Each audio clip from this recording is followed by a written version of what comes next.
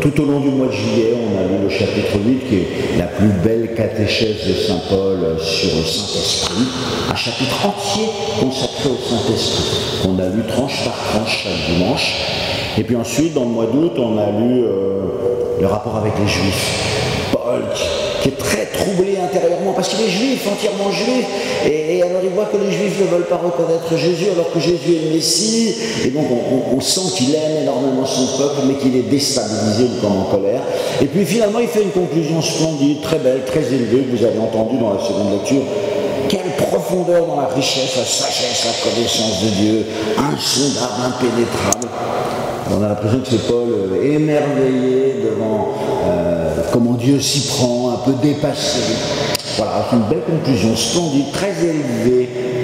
Et la semaine prochaine, nous descendrons en piquet dans vos vies. Je vous exhorte à offrir vos corps à toutes vos personnes en offrande à Dieu. Ne vous modelez pas sur le mode présent.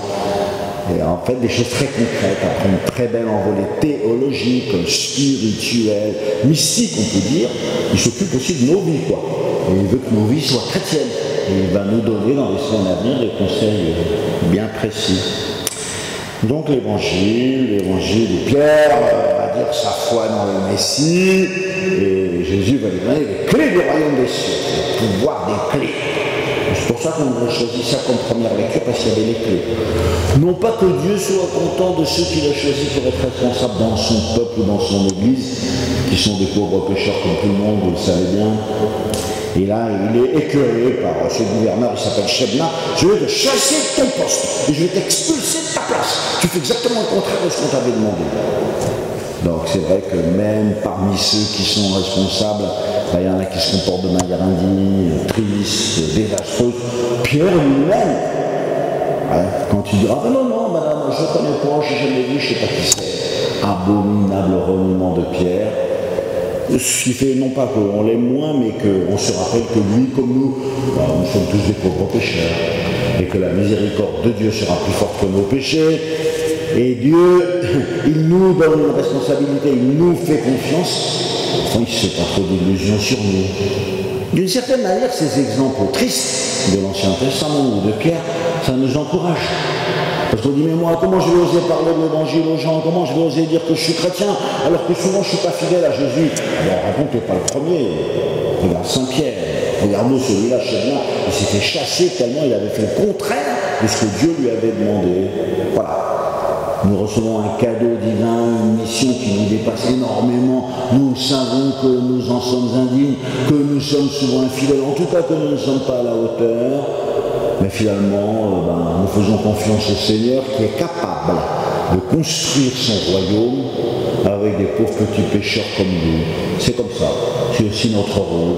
C'est comme ça que les parents transmettent la foi à leurs enfants, que les prêtres essayent d'être les serviteurs de la communauté, sans aucune illusion sur eux, bien sûr. Et en même temps, sachant que c'est un trésor, que Dieu leur en a confié la responsabilité, et qu'il est vital de le transmettre, parce que c'est la présence du royaume au milieu de nous. Alors ce passage qui se passe à Césarée de Philippe, je ne sais pas si vous voyez où c'est tout à fait au nord du pays d'Israël, à l'endroit où il y a quasiment les sources du Jourdain.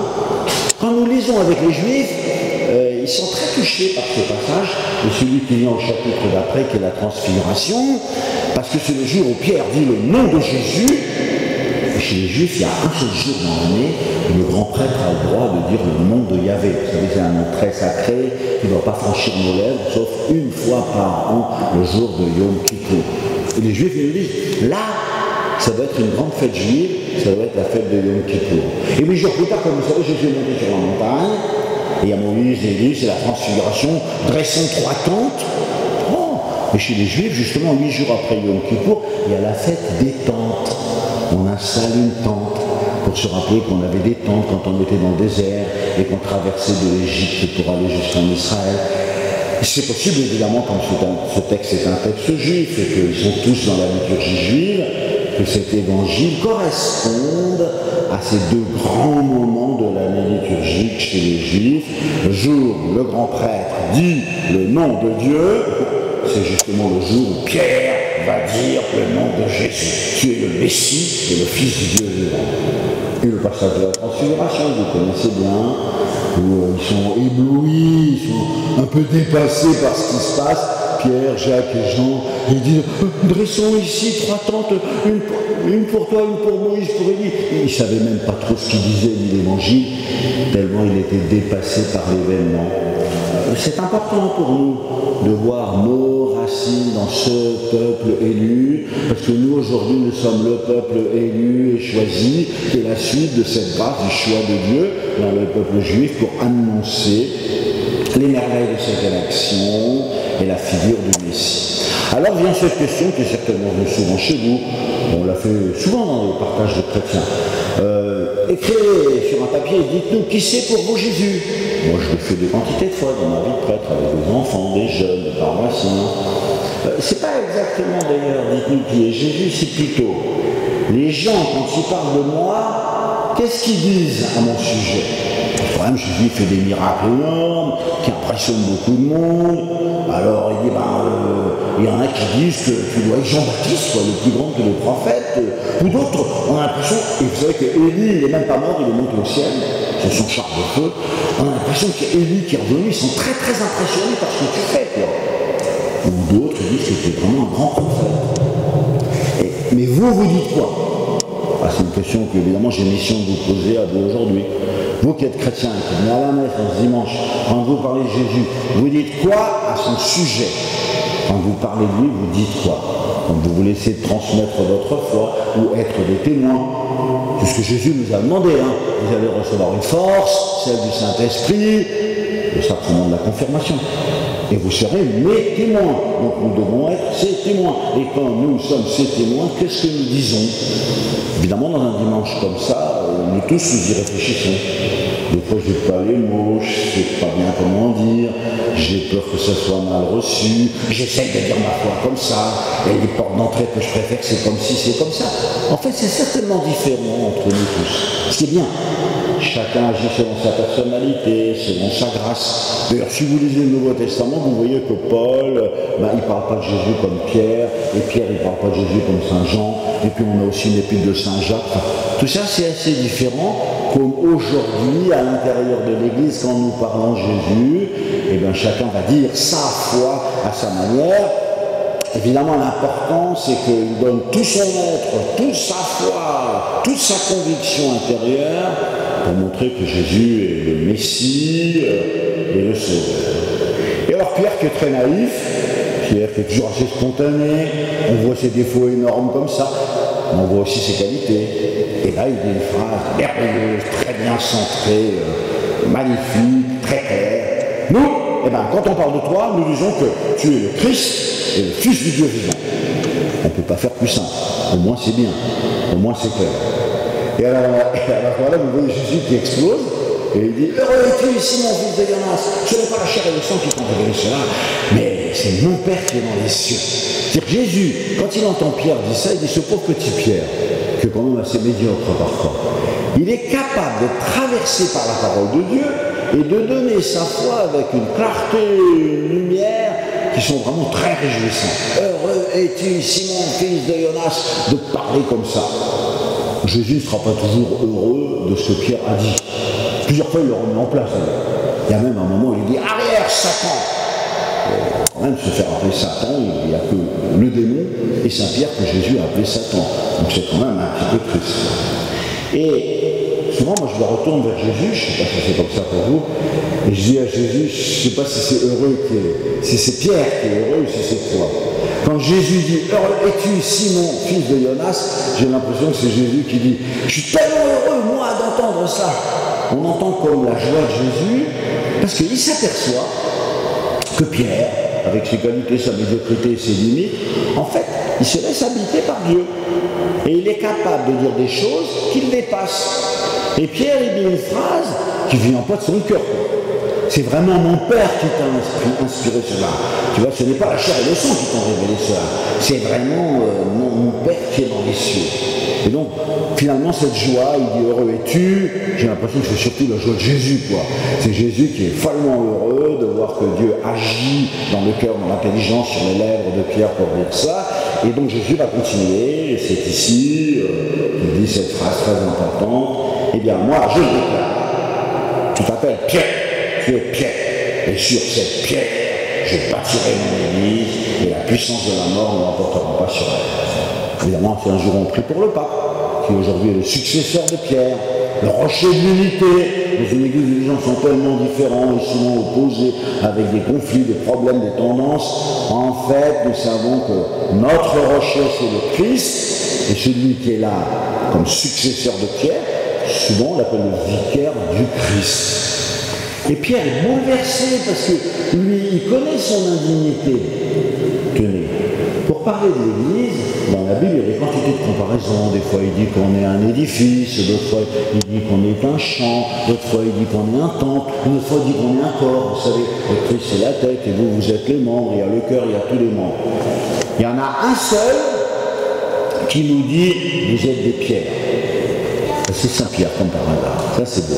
Dire le cadeau que Dieu lui a fait, il se dit, je ne peux pas le garder pour moi. Il faut que je le donne à tout le monde. Vous êtes des pierres vivantes et vous êtes attachés à la pierre angulaire qui est le Christ. Il n'y a que Pierre qui dit ça. Dans toutes les comparaisons de Saint Paul, toutes les comparaisons qu'on voit sur l'Église, c'est normal. Lui, il a été tellement bouleversé quand on a changé son prénom, quand on l'a appelé Pierre. Imaginez le choc que ça vous fait si je vous appelle, ah bon Dominique, désormais tu t'appelleras Caillou. Ça ferait quand même un choc, vous comprenez ça. Donc il a été bouleversé par cela, et il sait que ce cadeau qu'il a reçu, il faut qu'il le donne à tout le monde. Et il arrive à cette phrase extraordinaire, vous tous vous êtes des pierres, et la pierre angulaire c'est le Christ. Il ne parle même plus de lui, il a disparu. Ça c'est un vrai serviteur. Il est capable de montrer que tout vient du Christ, c'est passé par lui, mais il disparaît de la circulation et il donne son cadeau à tout le monde. Ça, c'est vraiment le modèle de l'apostolat. Les cadeaux que j'ai reçus, Dieu me les a faits. J'en suis touché et bouleversé. Donc il faut que je les partage aux autres en leur montrant que tout cela vient de Jésus. Et ce qui est merveilleux chez Pierre, certes il a des défauts, mais ici une très belle qualité, c'est que le cadeau qu'il a reçu, il va le donner à tout le monde. Et il va montrer que tout cela vient du Christ, et lui va disparaître du regard de tout cela. Quelle merveille! Et ensuite, la dernière phrase sur laquelle je voudrais donner un petit brin d'explication, c'est « Tu es Pierre, sur cette pierre, je vais bâtir mon église, construire mon église. » Ça, c'est assez important. Souvent, les gens, ils disent « ma paroisse »,« mon église », même un curé de paroisse, il dit « dans ma paroisse », ou nous les évêques, on dit « dans mon diocèse ». C'est pas très bien l'adjectif possessif comme ça. C'est son église à lui. C'est Jésus qui dit « je bâtirai mon église ». L'église du Seigneur, elle n'est pas notre propriété. Nous sommes dans cette maison, c'est vrai, c'est notre fraternité, c'est notre famille. Enfin, c'est vraiment l'église du Seigneur. Et nous apportons notre pierre et nous essayons de faire comme nous pouvons pour participer à la construction. Et le vrai bâtisseur, c'est lui. Je bâtirai mon église. Et derrière, il y a une phrase devant laquelle les traducteurs hésitent toujours.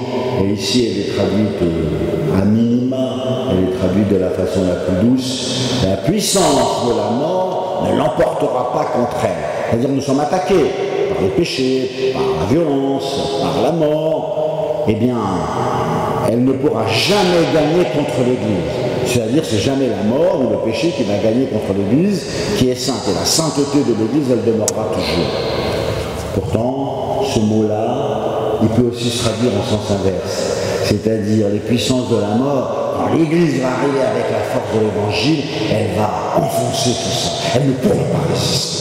Et les puissances de la mort ne pourront pas résister à la parole de Dieu.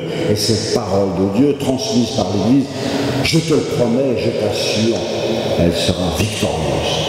Bien sûr, moi je ne vous cache pas, je préfère la deuxième interprétation. Et je suis sûr qu'il y a dans la parole de Dieu une force de lumière incroyable.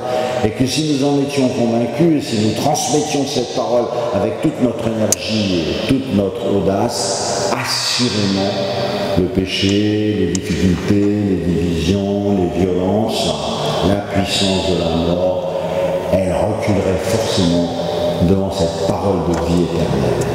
Amen.